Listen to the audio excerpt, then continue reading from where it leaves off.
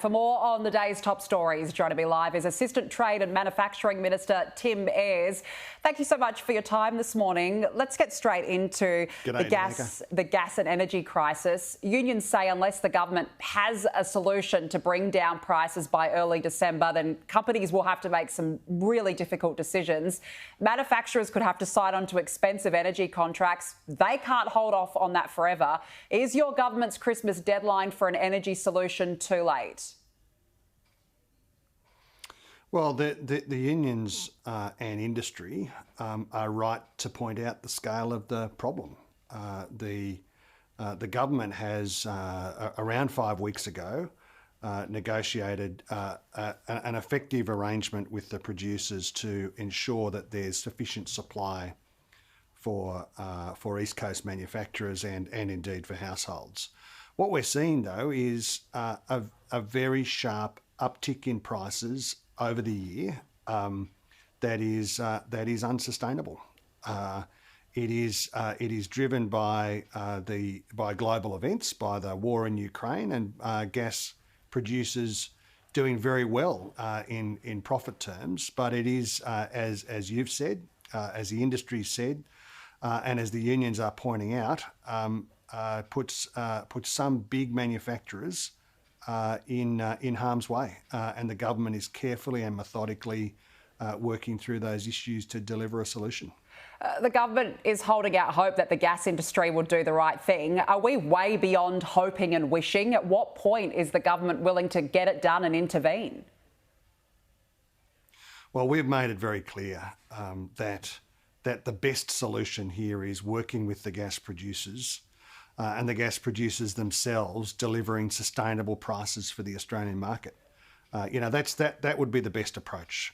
The gas producers should be paying attention to their responsibility to the national interest, their responsibility to their social licence with Australian resources that they are making very significant profits out of on the back of very significant long-term investments.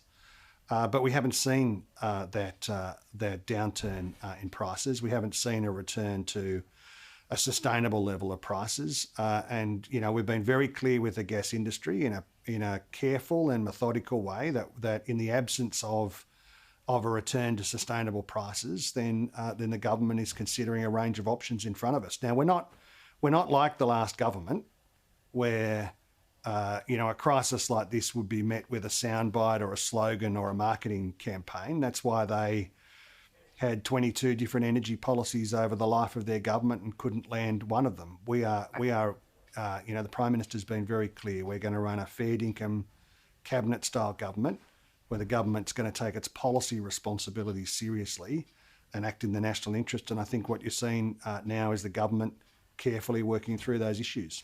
All right, let's move on now. The Prime Minister wants to meet with China's president during his upcoming Asia trip. What do you think is the likelihood of actually this happening, and what could it mean for trade between the two countries? Well, the Prime Minister and the Deputy Prime Minister and the Foreign Minister and indeed the Trade Minister have all made it clear that dialogue is important.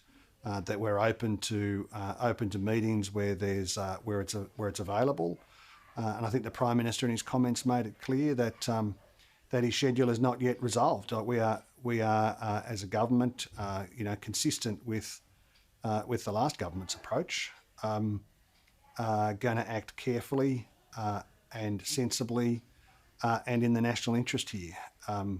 There's no sugarcoating it. The relationship with the PRC has become more challenging and more difficult over recent years. More dialogue is a good thing, but we're just going to act carefully and in the national interest over these issues. Just finally on IR reforms, business is very unhappy. They say that the government's rushing it. Is a Christmas deadline realistic now? Well, I just think we've got to go back to the substance here. What the government's proposing is a suite of reforms directed towards three things, really. Firstly, delivering more pay equity and and equality for women in the workplace. Secondly, getting wages moving again. And thirdly, spreading the benefits of collective bargaining to more workers and to more firms. Now, the enterprise bargaining system has ossified and got smaller over the course of the last decade. These reforms are sensible, moderate reforms that mean that more firms will be included. And the overseas evidence is very compelling. You know, Australia is an outlier. More multi-employer bargaining leads to better employment outcomes, so more employment, less unemployment. It leads to higher productivity and higher wages, and it leads to more cooperative workplaces. That's the definitive, overwhelming overseas evidence. These reforms are directed towards achieving those outcomes. We ought to get moving with them. If it's about more jobs, less unemployment, higher productivity, more cooperation, and upward pressure on wages, which bit of that don't we want? You know, these are good, moderate reforms in the national interest, and we ought to get on with them. Tim Ayres, we do have to leave it there. Thank you very much for joining us.